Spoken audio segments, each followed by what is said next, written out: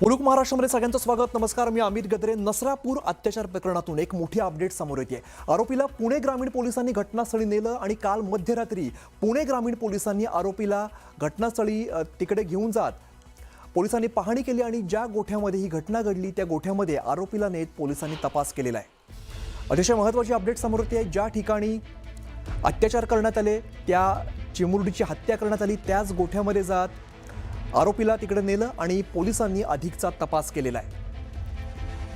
या आरोपीला पोलिसांकडून घटनास्थळी नेण्यात आलेला आहे आणि अधिकचा तपास करण्यात आला आहे.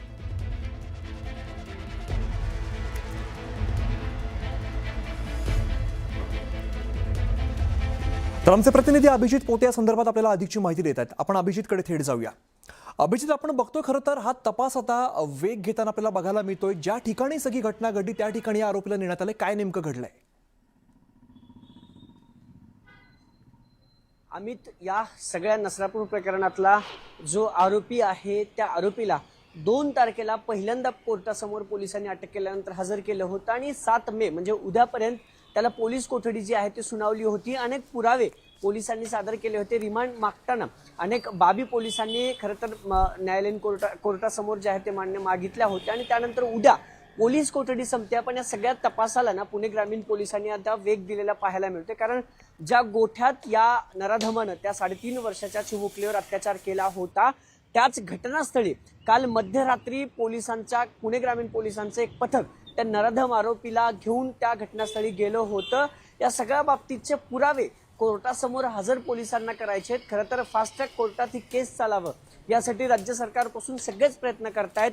विशेष एक पथक देखील पुणे ग्रामीण पोलिसांचं तयार करण्यात आलेलं आहे. 6 पोलीस अधिकारी आणि कर्मचाऱ्यांचा हे पथक आहे, ज्यात 2 महिला अधिकारी देखील आहेत. त्या सगळ्या पथकानं काल मध्यरात्री खरं तर आरोपीला गावात नेल्यावर जमाव होईल आणि आरोपीवर हल्ला होण्याची शक्यता, कारण गावात तणावपूर्ण वातावरण आहे, त्या आरोपीला आमच्या ताब्यात द्या असं बोललं जात होतं.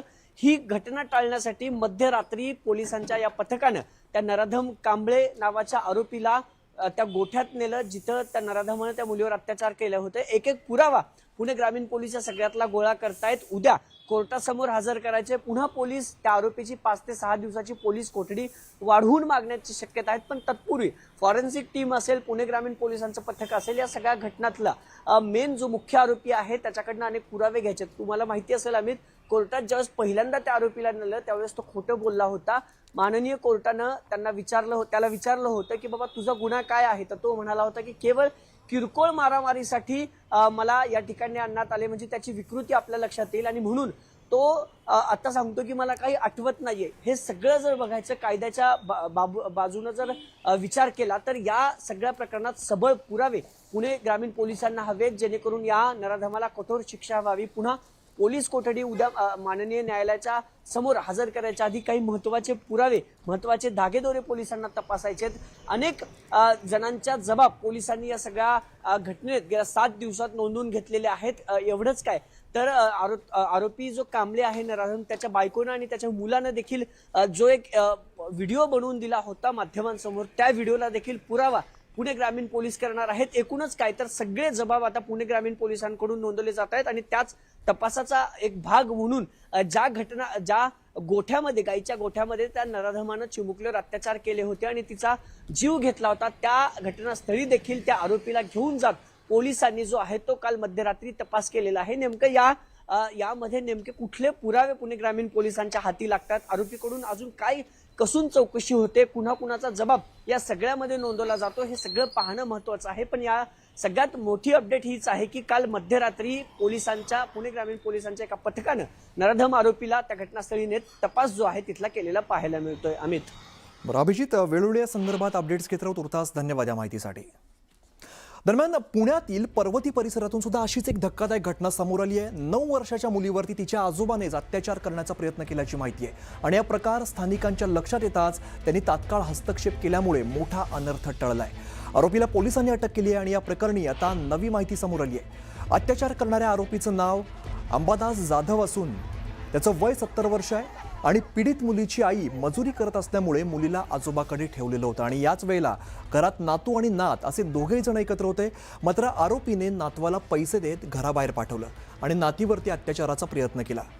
याच वेळेला नातीने प्रतिकार केल्यामुळे मोठा अनर्थ टळलाय आणि या घटनेनंतर स्थानिक नागरिकांनी रस्त्यावरती उतरत संताप व्यक्त केलाय. नागरिकांनी पर्वती पोलीस स्टेशनच्या बाहेर ठिय्या मांडला आणि नंतर तात्काळ पोलीस घटनास्थळी दाखल झाले. वयोवृद्ध माणसाने एका लहान बाळावर लैंगिक अत्याचार केले आहे अशी इन्फॉर्मेशन पोलिसांना मार्शलला प्राप्त झाली. त्यानुसार तातडीने मार्शल त्या ठिकाणी गेले असता त्या भागातले काही नागरिक जे आहेत त्यांनी एका वयोवृद्ध नागरिकाला त्या ठिकाणी पकडून ठेवलेलं होतं. पोलिसांनी ताबडतोब इंटरव्हेन्शन केलं, त्या व्यक्तीला आपल्या ताब्यात घेतलं. त्यानंतर असं समजलं की तो जो व्यक्ती आहे त्याने स्वतःची जी नात आहे म्हणजे त्याच्या मुलीची मुलगी वय वर्ष 9 वर्ष तिला आपल्या खोलीमध्ये बोलवलं आणि तिच्याशी अतिप्रसंग करण्याचा जो प्रयत्न केला. परंतु शेजारी एक राहणारी जी महिला आहे तिला त्या बाळाचा रडण्याचा आवाज आला आणि तिने ताबडतोब त्याच्यामध्ये हस्तक्षेप केला. शेजारच्या लोकांना सांगितलं, त्यामुळे शेजारच्या नागरिकांच्या मदतीनं त्या बाळाची ताबडतोब सुटका त्यांनी केली आणि पुढचा जो होणारा जो प्रसंग आहे तो त्यामुळे टळला. नसरापूर झालं, पर्वती झालं, मुळशी तालुक्यातून आता एका गावामध्ये अशीच एक घटना घडलेली आहे. दुचाकीवरून फिरून आईस्क्रीम विकणाऱ्या एका आईस्क्रीम विक्रेत्याने गतिमंत मुलीचा विनयभंग केल्याची घटना घडली आहे. या सगळ्या प्रकारामुळे परिसरातील नागरिकांनी आरोपीवरती कठोर कारवाईची मागणी केलेली आहे. पीडिता 14 वर्षीय गतिमंद मुलगी दुपारी 2च्या सुमारास आईस्क्रीम विक्रीसाठी घराजवळ आलेल्या आईस्क्रीम विक्रेत्याकडे आईस्क्रीम घेण्यासाठी आलेली होती. आपल्या लहान चुलत बहिणीसह ती गेली असता आरोपी पिंटू शिवकुमारने तिला आईस्क्रीम देण्याच्या बहाण्याने जवळ जात विनयभंग करण्याचा प्रयत्न केलेला आहे आणि यानंतर मुलीने आरडाओरडा केल्यानंतर ही बाब उघडकीस आली आणि यानंतर पोलिसांनी तातडीने आरोपीला अटक केली आहे.